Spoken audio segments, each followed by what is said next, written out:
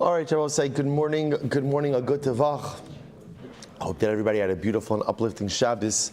It is a great zechus to be able to begin another week of Bava Metzia together. Actually, Chavre, you should just know, I believe this is our last full week of Bava Metzia. I think already again, middle of next week in Metzia Hashem, I think a week from Wednesday. 26 upcoming siyum, more details to follow in Metzia Hashem, but this is our last full week of Bava Metzia, not our last week, this is the last full week of this cycle of Bava Metzia together. So I will say a great zechus to be able to begin it together. Let's begin by thanking all of our sponsors. So thank our Talmud Torah sponsors for the month of Sivan, Stephen Terry Zinn, for dedicating all the Shuman Roshos this month with gratitude to Hashem as they welcome their fifth grandchild Gavriel Amichai Zinn, in the loving memory of Dr. Zinn's mother, Doris Zinn, Devorah Bas Rabbi Yisrael Yoel, Zichron Lebracha, on her fourth yahrzeit. Avram Kelman for dedicating all the Shirim and Drashos from Yerushalayim Yer HaKodesh, commemoration of the yahrzeit of Avram's father, Rafael Yechiel ben Avram Jerome Kelman, Zichron Lebracha. And I will say, of course, we dedicate our learning Le'ili Nishmos, the precious soldiers who were killed in the explosion in Rafah. Sergeant Elio Moshe Zimbalist, Sergeant Itai Amar, Staff Sergeant Stanislav Kostarev, Staff Sergeant Or Blumovitz, Staff Sergeant Oz Yeshaya Gruber, Captain Wasam Mahmoud, Captain Eitan Koplovich, and Senior Staff Sergeant Elon Weiss. Incredible and overwhelming losses for Klal Yisrael. We hope that in the merit of our Talmud Torah, these precious Neshamos Lav and Aliyah, their families, all of our hostages should be brought back to their home, to their land, to their families. Our soldiers should be matzliach b'chol ma'aseh yadeim and come back to their families b'shalom and b'karov. With that, let us begin. A lot to do today. Today's daf is Kuf Tes 109, and we are picking up at the Mishnah on the top of Kuf Tes. The Mishnah says as follows: Hamekabel sada mechavero l'shalom mu'atas. What's a very interesting case here? A person receives. And shir dedicated today by Alan and Sumarowitz in honor of the bas mitzvah of their granddaughter Penny. Mazel tov to Maris Mishpacha. Thank you, Alan. Shmizocha Meretz Hashem, to see her grow into an incredible bas Yisrael. Continued nachos for Alan and Sue for many years to come. Dori Doris, a beautiful Yiddish nachos. Mazel tov. Hamekabel sada mechaver l'shalom mu'atos. So we'll say, so a person goes ahead. So here's the case. I lease the field from Ruvain for a relatively small number of years. Now Rashi points out over here that the definition of small number of years is less than 7 years. We'll see why this number is significant in just a little bit. So if you go ahead and you lease a field for less than 7 years, Lo yizra'enu pishtan, you should not plant flax in the field. So apparently flax, while it is a very profitable crop, also depletes the soil significantly.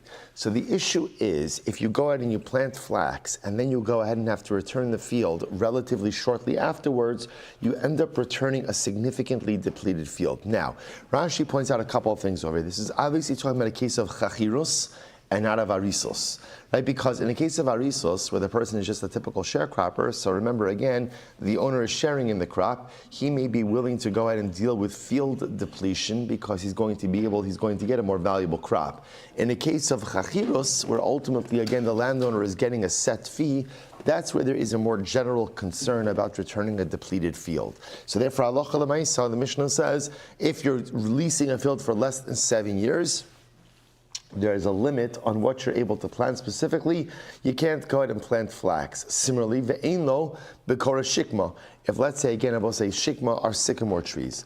Sycamore trees do not go ahead and produce fruit, but their wood is very valuable. So once again, if you're going ahead and leasing the land for less than 7 years, you can't start taking branches from the trees to be able to use for wood. Why? Because a sycamore tree regenerates, but it takes 7 years. Rashi says over here, last white line of Rashi, Ein lo b'kor shikma eitz sraku v'kotitzin anav of l'koros habinyan v'hein chosin ugedelin upachos mizayin shanim ein naasas koros. Hilchach kibla lefachos mizayin shanim lo yikatz koros sheba delav adaite de koros nochis. So I'll say this, well, here's what's interesting about this. So the Gemara says is as follows. The Mishnah explains as follows. When you're leasing a land, see, the duration of the lease really dictates what benefits you're getting from the land. So essentially the Mishnah is saying is like this: if you're leasing for less than 7 years, which is what the Mishnah calls shanim mu'atos, your usage is capped based on whatever could replenish within that amount of time. So therefore, again, if you're leasing for less than 7 years, you can't plant flax. Why? Because it will take the land 7 years to regenerate. After that, you're going to be returning a depleted field. You're leasing for less than 7 years. You can't take branches from the sycamore tree because it's going to take the land more than 7 years or 7 years to replenish that. Now, of course, what you could infer from this is what? Right? Ultimately, again, if you are leasing for 7 years or more, then what? So in that case, if you're renting for 7 years or more, then you can plant flax, assuming that what? You do it on year one, and you can go ahead and take the branches of the sycamore tree, assuming you do it year one. So in other words, that means, so I will say now again, all of this is chachiros. Remember, in chachiros, how am I, right? How am I the lessor, right? The lessor, right? How am I the lessor paying the landlord? Remember again, I'm paying him a fixed fee, whatever the fixed fee is. So the idea over here is that halacha l'maisa, if I'm leasing it for 7 years or more, I could plant flax year number one. I could take the branches year number one because then I will be able to go ahead and return to him a fully replenished field at the end of the duration of the lease. Incredible. Good. That's our Mishnah. I'm going to buy. So Abai says, so we'll say, so now let's deal with this case of where the lease is for less than 7 years. So in that case, again, the Mishnah told me explicitly, I can't take the sycamore branches. So now the Gemara says, interesting machlokes. I'm going to buy b'koro shikma elo, b'shevach shikma yeshal. So we'll say, what about the following case? So now the Mishnah made it abundantly clear that if I'm leasing for less than 7 years, I can't take the branches of the sycamore tree. Now, over the course of the lease, let's say the tree grows. The tree grows. Do I, as the lessor, have the ability to share in that additional value of sycamore growth? That's our shayla, which probably will say, this question is a more global question, which is, as a lessor, do I have the ability to share in the appreciation of the field that has occurred under my leasing term? So Abaye says something very interesting. Abaye says, what do you see from the Mishnah? You see from the Mishnah that although if I'm leasing for less than 7 years, I can't go ahead and take from the sycamore branches, but if there is, we'll call it sycamore appreciation, right? The tree grows, and now it's more valuable. I, the lessor, can share in that, because since that happened under my watch, therefore I'm entitled to some of that profit. That's Abaye. The Rava says no, afilu b'shevach shikma ein lo. Rava says no, that's not how leases work. That's not how leases work, right? The way it works for leases is that ultimately, again, you get to go ahead and share. You get to utilize the land, use it however you want, depending on the arrangement, but you don't share in the appreciation of the land that happened during the duration of your lease. So fundamental machlokes Abaye and Rava, again, it's focused over here on sycamore appreciation, but lav dafka that it's limited to that, right? But halacha l'maisa Abaye is saying that lessor does get to share in sycamore appreciation. Rava says no, he doesn't. So Metzia say, let's analyze this a little bit. Let's analyze this. So Meisvei, good. Meisvei hamakabel sada mechabero v'giyazman lotzes. So we'll say typical lease case. I go ahead and I lease a field from Ruvain, and now it's time. My lease is over. It's time for me to exit. Time for me to leave. So what's talacha? Shamin lo. Ultimately, again, we evaluate for me. I will say, so b'pashtus, what does that sound? We evaluate for me. In other words, that obviously what are we evaluating? So the Gemara says, my lav, shamin lo b'shevach shikma. Are we not talking about over here where we evaluate the appreciation of the sycamore tree? In other words, that look, Baruch Hashem, during the duration of the lease, the sycamore trees grew, Kanai Nahara, right? They appreciated in value. And so now before I take leave of the leased property, we evaluate that appreciation. And I, the lessor, should get to share in that appreciation. Tushna says, no, lo, shamin lo yarka v'silka. No. What we evaluate, we'll say is, if, for example, there's still vegetables in the ground. Let's say I planted vegetables. So again, now we evaluate the value of those vegetables, and that's given to me. The Gemara says, 1 second. Yarka v'silka, naka v'nishka. If it's vegetables, so we'll say, what happens if I'm leasing the field and I'm planting vegetables? What happens to those vegetables? What happens to them? They're mine. They're mine. So what do you mean we're evaluating them? Again, that's the whole chap of the lease, especially in chachiros. Everything that grows in the field is mine. I'm paying a lease payment to the owner of the field. So what do you mean we evaluate the crops? The crops are mine. To which the Gemara says, no, but the lo mata yoma de shuka. It's actually very interesting what I say. So it's an interesting case. I'm leasing the field from Ruvain. The duration of the lease ends. It's now time for me to vacate the field. What happens? So there's crops in the soil, but let's say it's not yet time. It's not yet time for the marketplace. So in other words, to sell the crops. Or, but you could also come up with a interesting case of they're not yet ripe. They're not yet ripe. So I'm leaving the field and it's still crop. So in that case, the Gemara says we evaluate somehow the value of that crop, and halacha l'maisa, that amount of money is given to me, but nothing to do with appreciation of sycamore trees. So Tashma, let's go weiter. Makabel sadam mechavero v'gia shvius. Most interesting case. I'm leasing a field from Ruvain, and in the middle of my lease duration, or sometime during my lease duration, Shemitah comes. What's the halacha? Shaman lo. Ultimately, again, we evaluate the value of. We evaluate for me the lesser. So the Gemara says, Shvi'is mi kamefkana ara. I don't understand. What does Shemitah have to do with a lease? I would say Shemitah doesn't remove the lesser from the property. Ela ema hamakabel sadam echavero v'yegia yovel shamin lo. It must be like this. I leased the field from Ruvain, and I will say in the middle of the lease, what happens? Yovel comes. I will say now what happens to Yovel? Yovel, land goes back to its original owner. So the Gemara says, but still, Vakati, Yovel mimafkana kablanos, let's misos amarachmana. I will say it's very interesting. Yovel doesn't touch leases, right? What does Yovel touch? What does Yovel impact? Sales. And as well say, the pasuk by Yovel says, Va'aretz lo simacher letzmisos. The land shall not be sold in perpetuity. So you see from here, the only thing that Yovel touches are sales.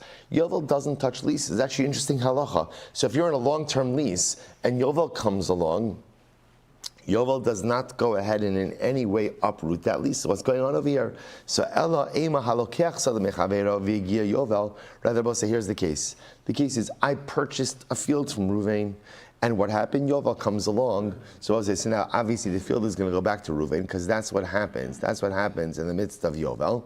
So the Gemara says, "V'gia Yovel shamilo." So it's very interesting. So that's the halacha. The halacha is that when that field goes back to Ruvain, what we do is like this: we do look at the valuation, or I should say the added value that I have infused into the field, and that's given back to me. Shamala means we evaluate it. So the Gemara says, "V'chi teima." So we'll say. So now again, let's remain focused. What we're trying to figure out over here, we have an interesting machlokes abayin Rav. Here's what the Mishnah told me. The Mishnah told me if I'm leasing for less than 7 years, then halacha l'maisa I can't take sycamore branches. Right? Why can't I take sycamore branches? Branches of the sycamore tree. Why not? Because they don't replenish. And I have to return the field back, right, in the way in which I received it. I can't return back a depleted field. So now, okay, so I can't take the branches. The shaila is, if the sycamore trees, Kenai Nahara, grew during the duration of my lease, do I share in that appreciation? Machlokes Abaye and Rava. Abaye says yes, Rava says no. We're trying not to figure out who is correct. So now, here's what's interesting. It sounds like from here, from this case, what's this last case? I bought a field from Ruvain, right? During the duration, after I bought it, Yovel came. What's the halacha? I have to give back the field to Ruvain. But before I give it back, what does the halacha say? Shamelo. We evaluate, it sounds like we evaluate the appreciation of the field, which sounds like that halacha l'maisa, if let's say again there was sycamore tree valuation, that halacha l'maisa, I would be entitled to go ahead and share in that. To which the Gemara says, well, maybe you'll say, maybe you'll say, maybe it's the same case. Maybe what it means is like this, that there were crops planted there, not yet ready to be harvested or not yet ready for the market day. Maybe I get to share in that. To which the Gemara says, Silka v'yarka b'yovel hefkeirahu. If it's crops of Osai, remember again, a Yovel year shares the same halachas of a Shemitah year. The crops are hefker. They belong to everyone. Elalav shevach shikma. Rather, we must be talking about over here the appreciation, ultimately, again, of the sycamore tree. So what do you see from here? You see from here that halacha l'maisa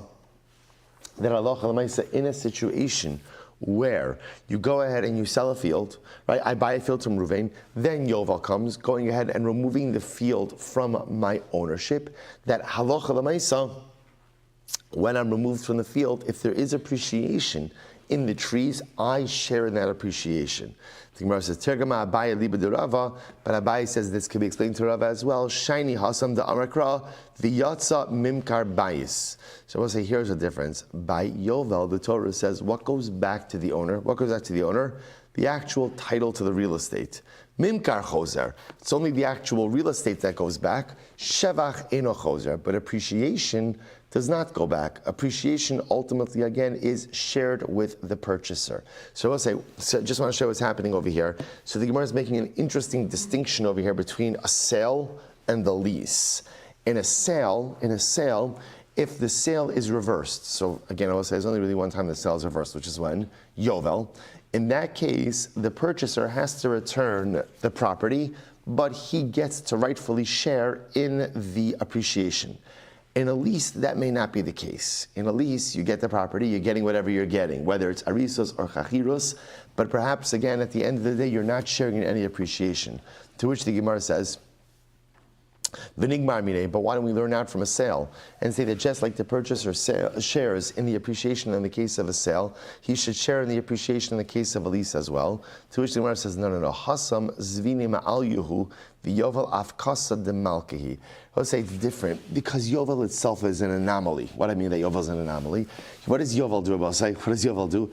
Yovel takes a perfectly legitimate sale, and what does it do? What does it do? It reverses it. And the Gemara says that's a command of the king. Essentially, I bought the field fair and square, right? It's all a legitimate transaction, and the king removes me from the field. So in a situation like that, I will say it makes sense to go ahead and allow the purchaser to share in the appreciation of the land that he worked. But a lease may not work that way. Okay, so I'll say, so I'll just point out over here, we paskin ultimately, again, like Rava, that ultimately when you lease a field, so again, if you're leasing it for less than 7 years, not only can you not take the sycamore branches, but you also do not share in the appreciation of the field as well. You don't share in the appreciation of the, right? Again, you get what, in other words, when you lease, whatever you're getting, whether, again, like I said, depends on the nature of the lease agreement, arisus, chachiros, but ultimately, again, passing like Rava, that you did not share in the appreciation. Now, that's not going to be in all cases, as we're about to see, but we passing that way in the case of the sycamore trees. Let's go weiter. Rav Papa, we'll say last short line on Kuftes and Aleph.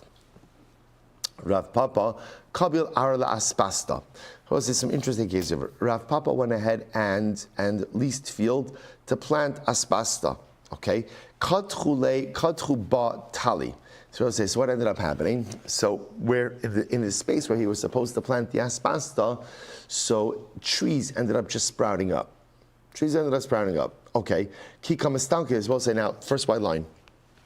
Fine. So now Rav Papa now is vacating the land, vacating the leased land. So ki kamistalik amrlahu havili shvacha. Rav Papa said, let me share in the appreciation of the trees. In other words, I should get to go ahead. I should get to go ahead and share. In other words, these trees sprouted up under my watch. I should get to go ahead and share in the appreciation. So Rav Shisha Brei David said to Rav Papa, Alameata, Dikla va'olim hachanami deboy mar shvachei. So he said to Rav Papa, tell me, if there were trees there originally, and the trees grew, do you think that you'd be entitled to appreciation from those trees? In other words, and I will say, obviously, we just showed before that we passed like Rava, that the lesser doesn't share in appreciation of existing trees. He doesn't get that. So Rav Papa here, again, just to follow the case, he leased the land with the intention to plant aspasta.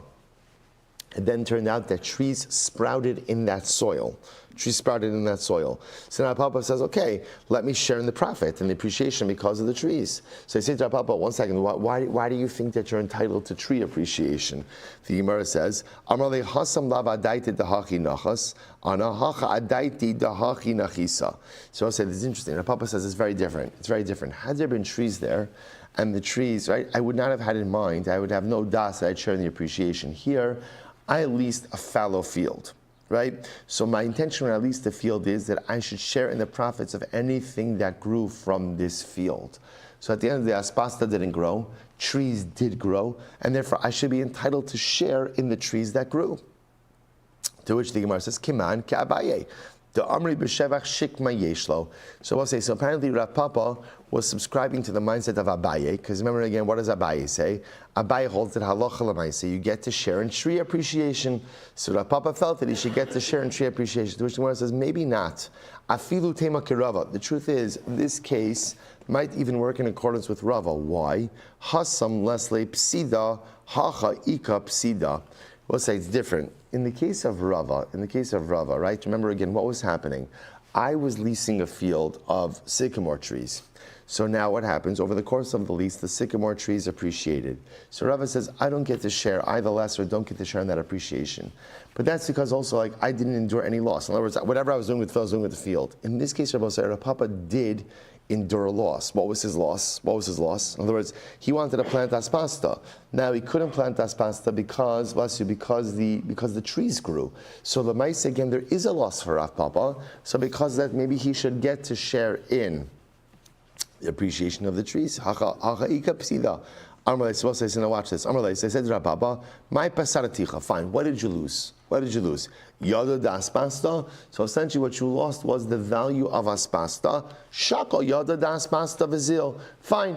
I'll give you the value of aspasta and get out of here. Not get out of here, but you understand. Vizil and vacate the field. Fine. In other words, why do you think that you're entitled to tree appreciation? In other words, if you're claiming a loss, if that's what you're claiming, that you lost something, right, then halacha l'maaseh again, you're claiming that you lost aspasta.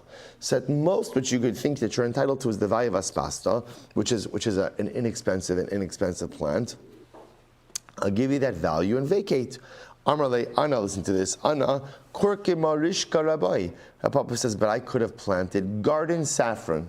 Now, both say, saffron is a very expensive plant. It's like, okay, I read it for aspasta, but I also remember again, this is obviously, all of these cases work best as a chachirus case, because remember again, both say, as a lesser, if you are a lesser under chachirus, what can you do with the field? What can you do with the field? Anything you want. Again, minus flax and pruning sycamore trees, depending on the duration, but you can do whatever you want. Why? Because what you're giving to the owner of the field is some fixed flat fee. So there, Rav Papa says, I could have planted, you know what I could have done? I could have planted garden saffron over here, made a lot of money. Amarle, Golis adaitcha de la mishka vista lo avarata, shakol korkema rishka vizil. So he said to Papa, the fact that you said garden saffron indicates to us what? That your intention was to plant something that could be harvested. Right? Your intention wasn't to appreciate the field in some type of fixed fashion. So therefore your intention was to plant something that could be uprooted. So therefore again, you've shown that your intention was not to appreciate the field through some type of what we'll call fixtures, but your intention was to grow and to harvest, which is fine, nothing wrong with that. Therefore, again, you can't claim that you should share in appreciation of the fixtures of the field, which in this case are the trees. The most you have is the value of the wood that those trees could have produced, and that's what you get. Okay. Rabbi Bar Abaye, Kabel Arava Hadel Mishunisa. So what happens? Interesting case. Rabbi also released the field. And what happened to it? So it's actually very interesting. On the edges of the field, like the borders of the field, rock emerged from the borders. So apparently there was like some type of, soil erosion. And as a result, the rocks raised out of the field. Rocks came out of the field. And I will say now, just to understand, this was by the borders of the field, right? So this was not at all in the areas in which Rabbi was planting. So what happens? The Gemara says, Kadchu be zardasa. Trees then also sprouted up on the rocks. In other words, so if you can imagine over here, he leased the field, right? Then the rocks went ahead and came up on the edges. Obviously, again, there's soil in between the rocks, and trees sprouted up in the soil in between the rocks. Kikamistalik. So now when Rabbi was vacating the field, Amar lahu havoli shvachai. I should share in the appreciation of those trees. In other words, that again, those trees sprouted up while I was leasing the field. I should share in the appreciation. Amara papi mishum da'asisu mimuloi amrisu mili mulaisa. All right, so it's actually very strong words.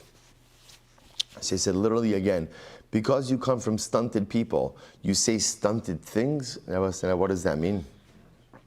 Those are fighting words. The Gemara says like this. So Rashi says, mi base Eli. So remember again, this is incredible. Rabbi was a descendant of Eli. Now remember again, Eli Cohen, right? This is the story of Shmuel Aleph. Eli Cohen was punished that all the men who came from the house of Eli would die young. Well, so the reason for that is because this was a punishment for Eli for not exercising correct oversight over his sons.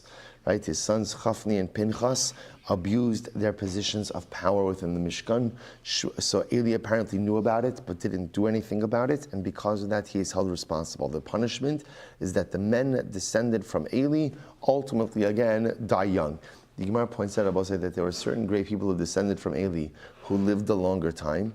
So the Gemara attributes their longevity to two things: Torah and Chesed. Torah and Chesed.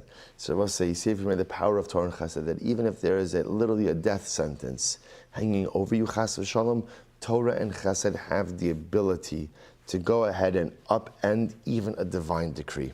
Powerful. So in any event, he said to Rabbi, what are you talking about? Right? That's the most, because you come from stunted people, you say stunted stuff. Even Rav Papa, who said before that you should get to share an appreciation, Rabbi say that's only when? That's when there's a loss. Because remember again what happened in Rav Papa's case, right? Rav Papa wanted to plant aspasta, and then the trees came up. Okay, so you could taina that literally again the newly emerged trees caused Rav Papa a loss.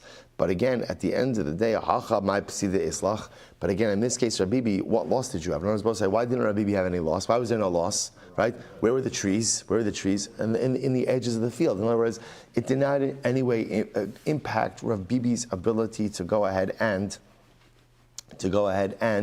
plant or benefit from one another. But it's interesting. It's interesting. What the Gemara is, I think, trying to also convey to us, also like on a moral, ethical level, is in life, don't try to claim profit from things you didn't work for. Otherwise, at the end of the day, you share in profit when you work hard, right? But you see, there's like people try to chaperine different things. No, if you didn't work for it, you don't have a share in it. That's just the way that it works. This is Adam Arishon. B'zeh apecha tochal lechem. Whatever you're going to financially benefit from this world, you only are entitled to it if you worked for it. If you didn't work for it, it's not yours. Rav Bibi, it sprouted up in the middle of nowhere and it didn't deprive you of anything. You don't have a right. You're not entitled to share in it. Incredible. Rav Yosef, let's go weiter. Some really interesting cases over here. Rav Yosef, havu hahu shas. So I just want to point out, you do see, so again, so far, just to highlight this, we see really two different cases, right? So case number one is in general, where there's just what we'll call general appreciation. So what's the general appreciation? That's the sycamore case, right? So I leave the sycamore field for whatever amount of time. Let's say again, less than 7 years, so I can't use the branches. More than 7 years, I can use the branches. What about general appreciation of the sycamore trees during the duration of my lease? I don't have any. I'm not entitled to that. On the other hand, you have a different kind of case, like the Rav Papa case, of where I leased land to do something with it. Trees sprouted up. So we'll say, so now in that kind of case where the sprouting up of the trees prevent me from doing what I want to do with my field, so then I do have the ability to share at least in the value of the wood that those trees would produce, because it prevented me from doing what I wanted to do. Third case is where appreciation happens, but it has nothing to do with anything that I'm doing in the field. That's the Rav Papi case, or Rav Bibi case, The Rav Bibi case, where again, trees sprouted up on the borders. So again, nothing to do with me. I didn't work for it. I didn't invest in it. Nothing in that case. I don't share in any of it. Okay, let's go weiter. Rav Yosef, Havaleahu Shasla. Rav Yosef had a Shasla. What's a Shasla? Rashi says over here, if you look at Shasla, it's the last short line in Rashi. Notea kerem bekarka balabayis va'alav lios aris kala yamim v'notel mechtzava pera. So we'll say, so a Shasla essentially is a sharecropper of a vineyard. Right? Now, what's interesting is to note the nature of this relationship. So generally what would happen is like this. I would hire someone to go ahead and take care of my vineyard. So Rashi says the shasla literally means the plant. This guy would be the one who, so in other words, I want a vineyard. Who doesn't want a vineyard? Right? I want a vineyard. So what do?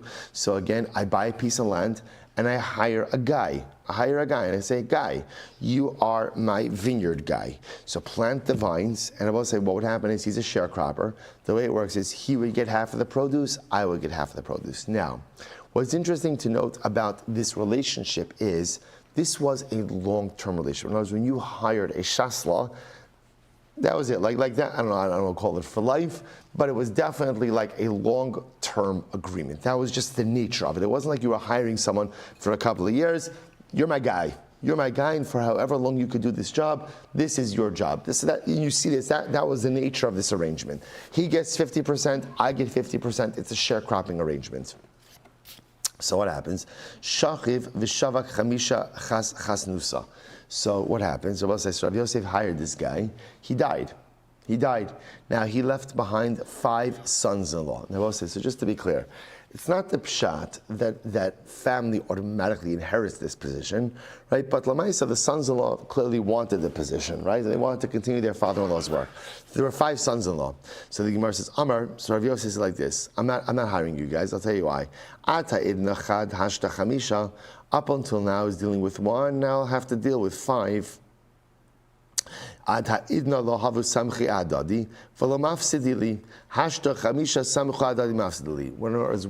I had 1 shaslan, right? 1 shasla, 1 guy I was working with, and because of that, again, the responsibility was on his shoulders. Now there's going to be 5, and all of you are going to rely on each other. So I will say this is very reminiscent of the Gemara that says, "Keder de be'shutfi lo chariri lo chamimi v'lo kariri."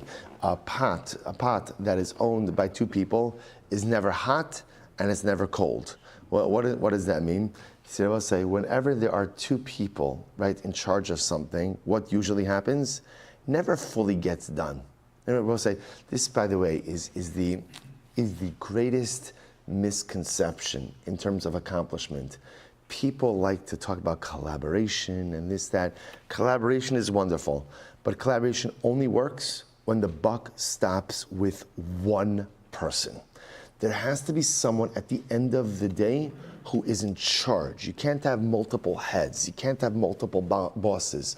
Because when that happens, it impedes progress. Things get done when 1 person feels a sense of achrayus. So I will say, I just want to point out this is true in anything. Even if you think about this, like even in marriage, right? Even in marriage, where marriage is a good example of a partnership, I will say, but it's very important to understand there are certain things in that partnership that a husband is required to get done. His job. My wife is my partner. Okay, your wife is your partner. A good example of that is your wife's happiness. Your wife's happiness is solely and absolutely your responsibility. But what's her share? Her share is that hopefully if you do a good job, she will become happy, right? But Lamaisa, that is a husband's sole responsibility to make his wife happy. A wife has her own responsibilities. Don't tell her what her responsibilities are. Right? Let her tell you what it is that she is taking upon herself, and you say, great, thank you. Right? But let me say, again, it's true in everything. You see, it's like in organizations. Right? Sometimes the reason why organizations are so dysfunctional is because, right, there's these groups, and there's the committees, and there's the, so you're like, okay, who's in charge, right? Who's in charge? I don't know about I work in the organizational world. I don't know if it happens. I'm sure it happens in the business world sometimes also, right? But Lamaisa, at the end of the day, someone's got to be in charge. This is incredible. So now Rav Yosef comes along and says like this, look, you all seem like really great guys, but the reason why my vineyard operated really well was because there was 1 guy. There was one guy. Now there's 5 of you. I know what's going to happen when there's 5 of you, right? Chaim Yankel's doing it today. No, Shmerel's doing it today. No, Beryl's doing it today. No, I don't feel well today. Let him do this. I work so much harder than him. I work this, I work that. So again, so interesting. So Rav Yosef says, no, thank you. No, guys, thank you. I appreciate your willingness to pick up your father-in-law's slack. I mean, not a slack, he died, right? But Lamaisa, right? I appreciate that you're willing to fill in this position, but at the end of the day, no, thank you. So he says like this: Amr lahu ishak lisa. So here's what's interesting. You can infer almost from the story that the sons-in-law almost felt like a shtickle entitled to the position.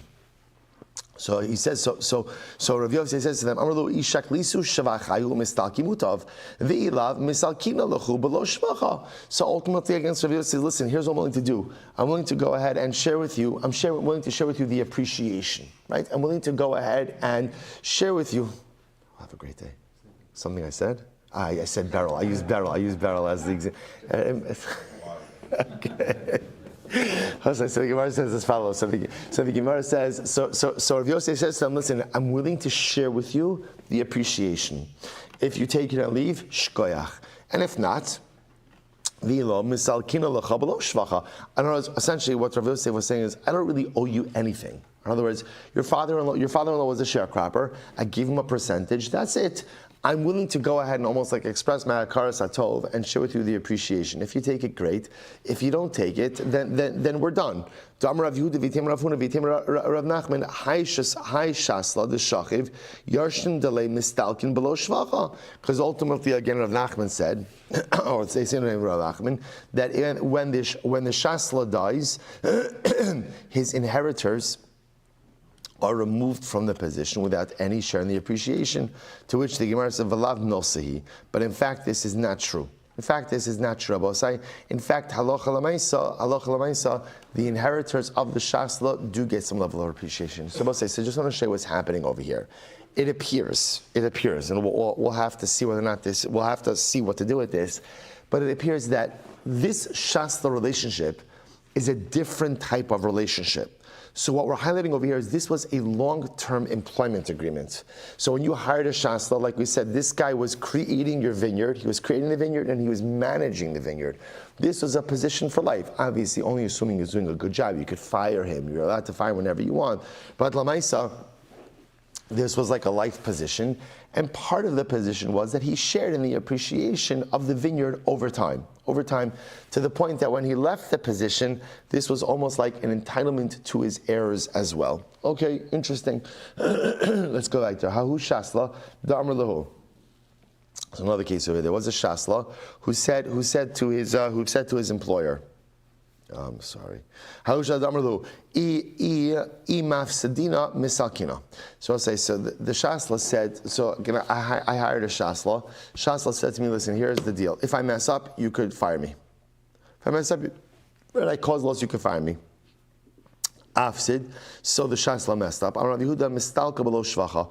Rabbi Yehuda said you could fire the Shasla, and he doesn't share in the appreciation. So I just want to point out, you see from here again, that the nature of this Shasla relationship was, I hired this guy to create my vineyard, to manage my vineyard, and he would share in the appreciation of the vineyard. So now in this case over here, I hired the Shasla. Let's say you can frame this as a case where maybe I was a little bit nervous about hiring this guy. Right? So he says, don't worry, if I mess up, you could fire me. So sure enough, I hired him, he messed up. Rav Yehuda says, I could fire him and I don't have to share with him the appreciation. Rav Kahana or Mistalik v'shakal shvacha. Rav Kahana said, no, you could fire him. And I was like, I could definitely fire him, but he does get to share in the appreciation. Umod Rav Kahana, di amar pasidna mistalka below shvacha, mistalik below shvacha. But Rav Kahana would say that if he explicitly said, if you hire me and I mess up, you could fire me without sharing the appreciation, that I could fire him without sharing the appreciation. Rava Amar Rava says, absolutely not. Even in that case, asmachtahi. We'll say this is an hyperbolic statement. V'asmachta lo kanya. And a hyperbolic statement, Rabbi say, is not binding. In other words, Rabbi say, whenever people make exaggerated statements, right, which we know they clearly don't mean to stand behind, they're not binding. So again, I understand if the Shasla says if I mess up you could fire me, but he's not going to forfeit appreciation, because I will say that represents labor that he did put in. In other words, if there is appreciation, that represents work he put into the field. So Rabbi says asmachta lo kanya, and therefore even if he said if I mess up you could fire me and not pay me appreciation, that statement is not binding. In other words, I could fire him, I could absolutely fire him, but what? I would have to share with him the appreciation that happened under his watch. Incredible. So the Gemara says, really, is that true? The Gemara says, but what about Maishna Mehadis? And I will say, what about the following? We had this Mishnah just not so long ago. Im over velo aver shalom b'meitzvah. But remember again, we had this case that I go ahead and I hire a sharecropper, and the sharecropper says, if I leave the land fallow, I promise to still pay you with the best produce. with the best produce. Gemara says, and yet, what's the halacha? If the sharecropper leaves the land fallow, he has to pay me. So why don't we say, ay asmachta lo kanya? To which the Gemara says, no, because in that case, hasam my da'afsid. Mishnah said there was a sharecropping arrangement. So in a sharecropping arrangement, and again, when he leaves the land fallow, he is depriving me, the landowner, of something, and therefore he has an obligation to make me whole. My da'afsid menachin the idach yahavina. In the case of Osei of the Shasla, so again, you're right, whatever the Shasla caused the loss, I deprive him of, but anything additional, such as appreciation, he has a right to share in. Okay, Runya Shasla de Ravina Hava. So Rabbi say Runya, that was his name. Runya was the Shasla of Ravina. The Gemara says, Hava Afsid, Afsid, he caused the loss. He caused the loss. In other words, he did something in the vineyard, he caused the loss. Salke, and as a result, ultimately Ravina removed him from his position of being a shasla. Asla Kamed Rava, so they came before Rava. Amar le chazi mar maika avidli. So Runya was very upset. They come before Rava, and he says to Rava, look what Ravina did to me. Amar le shapi Ravid. So essentially, again, Rava said, shkoyach. Yeah, in other words, it makes sense. Why wouldn't Ravina remove you from your position if you messed up? I would say this is a very important yisod. This is a very important yisod. I would say there is no such thing in life as entitlements to anything, right? If you do a bad job, you are not entitled to keep it. That's the way the world works, right? You're only entitled, at least it should be the way the world works, right? So again, halacha l'maaseh again, if you do a good job, you should, let's say in general, you see, by the way, you see this, right, this backward pendulum swinging, right, against DEI and against all of this stuff, right? Why? Because there's a recognition that you should have what you have in this world because you've earned it, because you've worked hard for it, not because of any other independent reason. So Runya is all upset that he's been fired. Ravina's like, Rava's like, what do you want? You did a bad job. You did a bad job, so why should you have the position? Why should you have the position if at the end of the day you did a bad job? Amarle, halo hasrabi. It's incredible. I was never warned, right? So Gemara says, Amarle, lotzich lahasros. You don't need a warning. You don't need a warning. I will say, by the way, this is also, I just want to point out, it's just so interesting. Like sometimes we think that some of the mindsets that we encounter today are new, right? They're not new. They're not new. People are people. I was never warned that I had to do a good job. Really? You were never warned that doing a bad job may be grounds for dismissal. Okay, fine. So Ravina says he didn't have to be warned. I'll tell you why. Rabbi says it's an incredible Gemara. Rabbi Latame, Rabbi say, last line, Kuftas Mandalaf, last line, 109a. Rabbi Latame, Rabbi say, get ready for this. Damar Rava, Mikri Dardiki, Shasla, Tabcha, Ve'umna. The following people, Rabbi say, Mikri Dardiki is a Rebbe. A Rebbe. Rashi says, or Mikri Dardiki, well actually before we read Rashi, Mikri Dardiki is a Rebbe, right? Shasla is a guy who plants and manages the vineyard. Tabcha is a butcher. Umna, Rabbi says, it's interesting. Normally, Umna means a bloodletter. Rashi understands it over here as a moel. As a moel, okay? Umna, turn the page, I'm going to turn back for just a second. V'safar masa, and a scribe, the silver of a city. Kulan kimusran va'omdin. All of these people are considered to be forewarned. Forewarned, meaning that if they mess up in their respective jobs, it is grounds for immediate dismissal without any level of warning. The Rabbi say, what is the common denominator amongst all of these people? The Gemara says over here, why? Klala de milsa, kol psida de lohader kemusrin va'omdin dami. The Rabbi say, any time in life you have a profession in which you make an irreversible mistake, you are always on notice. So we'll say, now let's go back and look at this list because this is incredible. Let's go through them one by one. So Shasla. Right, so we'll say, so apparently again, you mess up with the vines, the planting of the vines, the management of the vines, that becomes an irreversible mistake. Moel, pretty self-explanatory over there, right? So again, I will say, I expect a little more maturity over here from the group, right? Hey, so good. So I'll say, so Tabcha, butcher, same thing, right? Let's say you go ahead and you mess up the animal, right? You go ahead and you shech the animal in a way. Remember, let's say often, we think of the butcher as the guy who gets the slaughtered meat. The butcher himself was often the shochet, right? So you mess up on the shechita, what happens? that is an irreversible mistake. Suffer the masa sofer. Sometimes we'll say certain mistakes that a sofer can make. Ultimately, again, Sifrei Torah, Tefillin, Muzuz could also cause an irreversible mistake. We'll say the one I want to focus on over here is the Mikri Dardiki, the Rebbe. I'll say look at the last Rashi on Amud Aleph for just a moment. Sif Mikri Dardiki, Psida de lo Hadar. I'll say sometimes a Rebbe messes up with the Talmud. It is an irreversible mistake.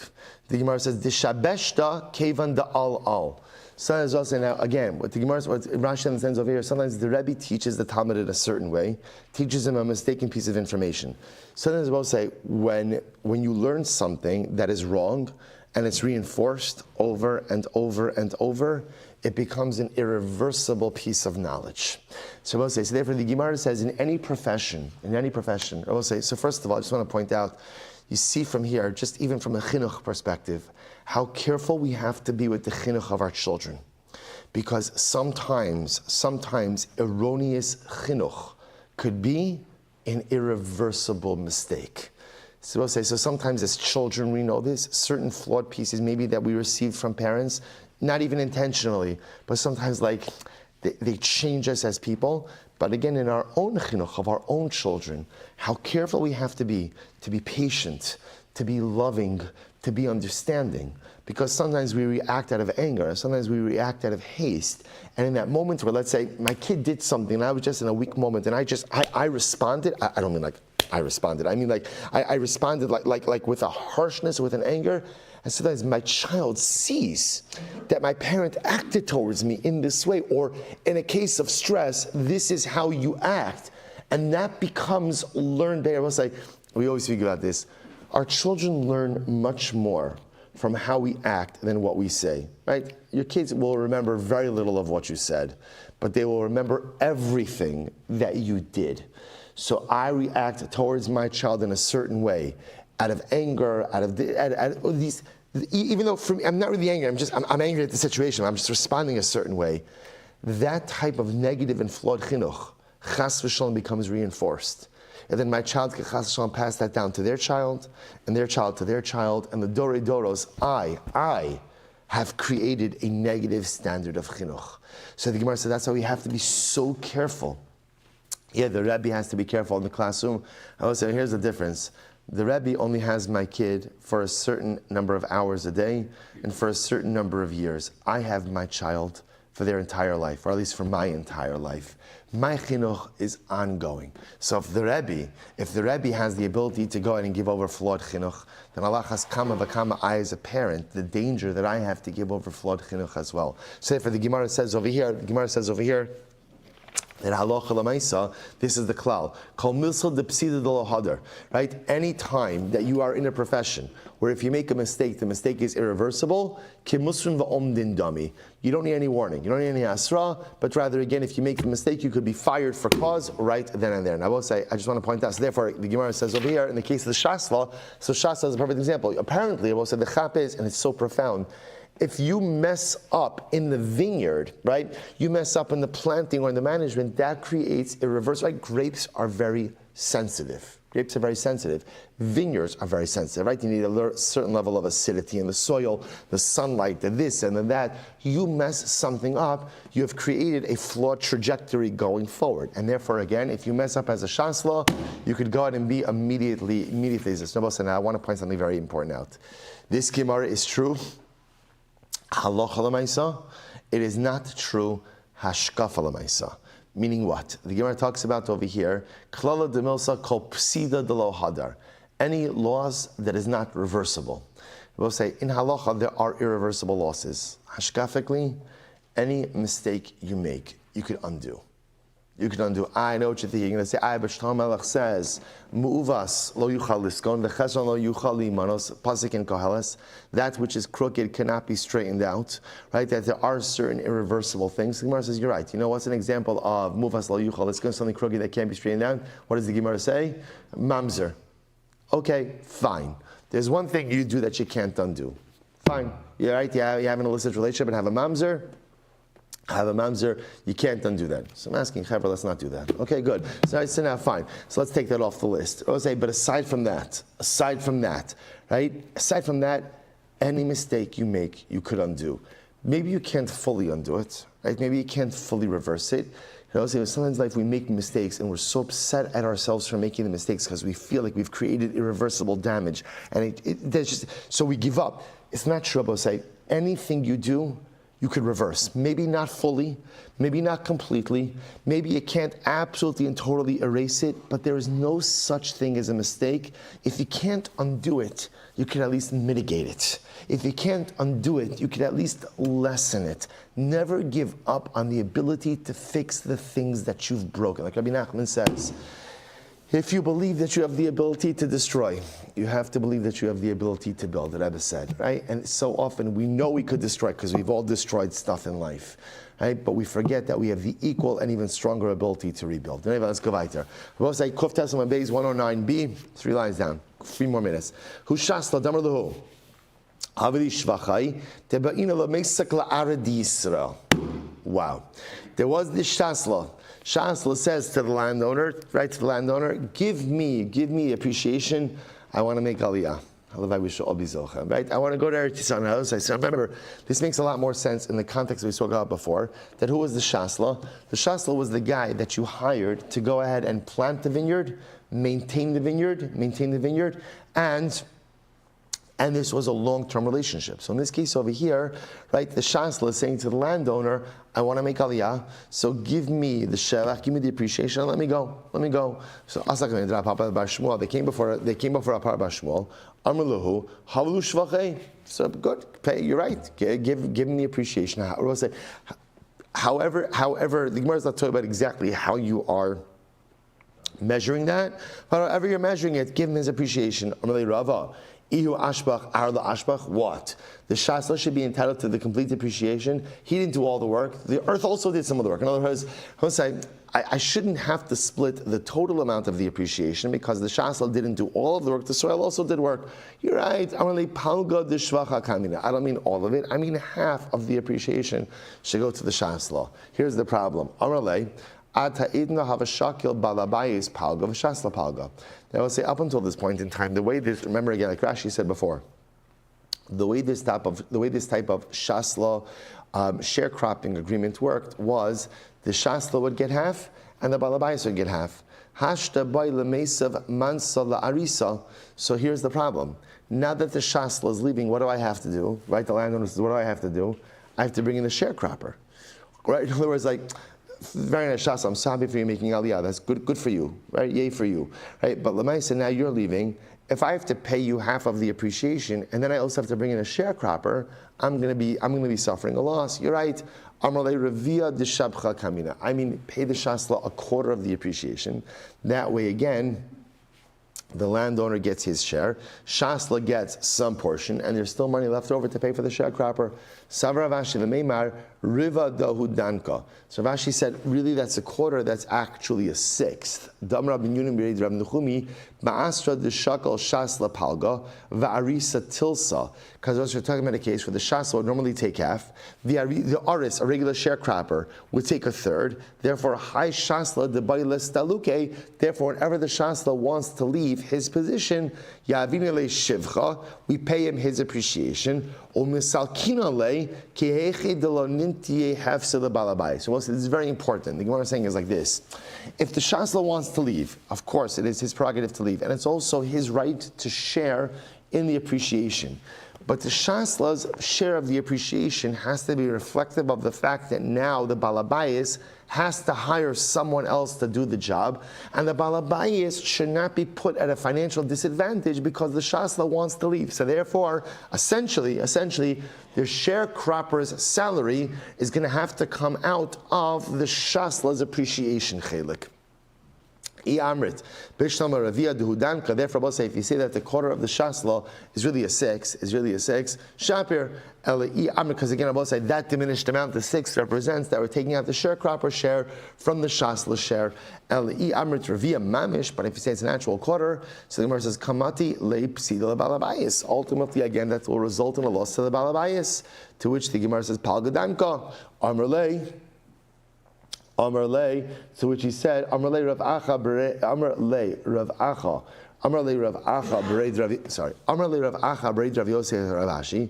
V'leima le ant mansa dilach hav le la'arisa.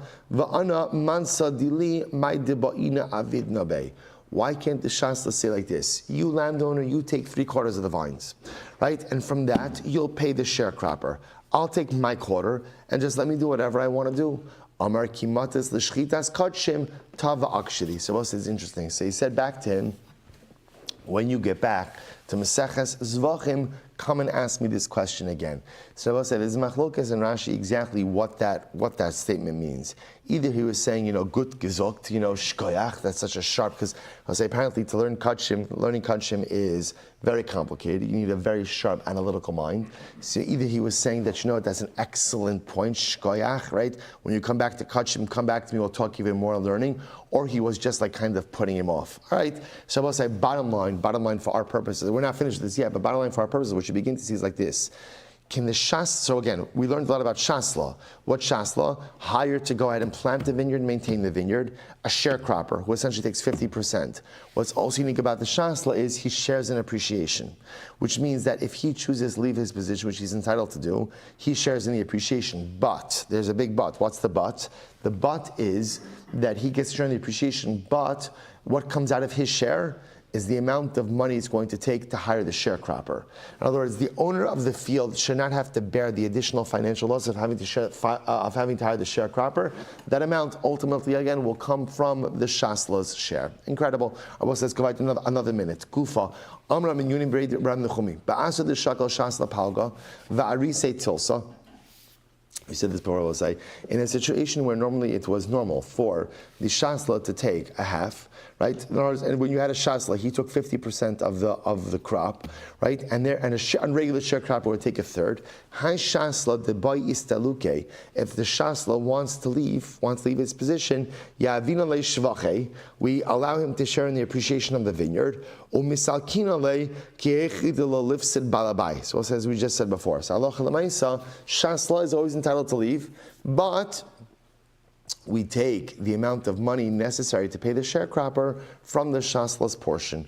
Amrab min yunimi breid Rav Nechumi, kupa saba palga, shot fanara revia. So Rabbi said this is an interesting case here. So it comes along, so Rav Nechumi said it like this. Kupa Saba. And Rabbi said, take a look at Rashi. Rashi is about 8 lines from the bottom. Kupa Saba Palga, Gefen Sheskina Bekerem, Harehu Kishar Zemuros, Shacholkin Bahem, Vinotol Bashasla Palga Kishar Peros, Techivan the Archi Bahachi Adaita Dachi Nachas. So listen to this. Vines have I don't know what the right word is, not shelf life. Life expectancy, right? So a vine is expected to last for a certain amount of time. So I will say what this means is that it's actually very interesting. So therefore, if you have a shasla, the way this works is like this. The same way that the shasla is entitled to 50% of the crop each and every year, when the vines die, he also gets a portion of that, right? The vines themselves, because again, that is, let's say, because it's expected that vines don't last forever, it's understood that when the vine dies, that'll get shared between the landowner and the shasla. So that's what kupa saba means. When the vine dies, the shasla gets half and the owner gets half. Shat fanara. What happens, we'll say, if the vineyard is overrun by a river? Now look at Rashi. Shat vanara oba lachalika itzim have le kishasla the mistalik below zmane the shaka revia. So we'll say what happens. But when let's say the field is overrun, and as a result, certain vines die. So the shasla will only get 1/4 of those vines. 1/4 of those vines, not half. Why? Because that is an unexpected occurrence. Because it's an unexpected occurrence, that's treated essentially like the shasla making aliyah. When the shasla makes aliyah, he only gets 1/4. Because remember again, the other portion is reserved for the sharecropper. So what the Gemara is saying is like this. Anytime that something happens in the field in an expected fashion, then halacha l'maisa, the shasla gets 50%. Unexpected, the shasla only gets 1/4. Finish up that Rashi.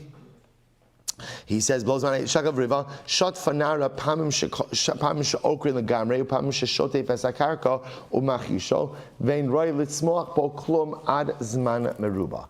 So this is just an interesting halach over here. So again, if the vine dies, that's considered to be normal. Because it's normal, therefore, halacha l'maisa, so the shasla gets 50% of the dead vine. If the field is overrun, if it's flooded, then halacha l'maisa, that's unexpected. Shasla only gets a quarter of the vine. Like any unexpected, we'll say the same way that when the Shasla decides I'm leaving, that's an unexpected occurrence. Therefore, he only gets a quarter. So to any other expected occurrence, he also only shares with a quarter as well. So I'll just mention, the Gemara says, Hahu Gavra. As you know, we'll stop over for today. We'll pick up. Let me just show you this case because it's actually interesting. We'll just start. Ho Gavra, the Mashkin Pardes Lechavre LeEser Shnis. Well, it's actually really interesting. There was a guy who collateralized his field for 10 years. So remember again, we had this. Remember in our Ezu Neshach days. Hi, Ezu Neshach. Those are good days. Ezu Neshach. Right? They will say. So remember again, what happened in Ezu Neshach? We had something called Mashkanta de Surah. What's Mashkanta de Surah? I lend Ruvain $10,000. What does Ruvain do? Ruvain gives me a field. And what does he do? Essentially, the use of the field is assigned a financial amount, right? So every year the use of the field is X amount of dollars. What happens is the debt is paid down through the use of the field. That was called the Mashkanta de Surah. So we'll stop over in this case. We'll pick up with this Meretz Hashem tomorrow. A little too involved, just exciting. Want to go on? Again, what a start to the week! Incredible. All right, Chevron on Zoom. Have a great day, everyone. Let's learn with all of you.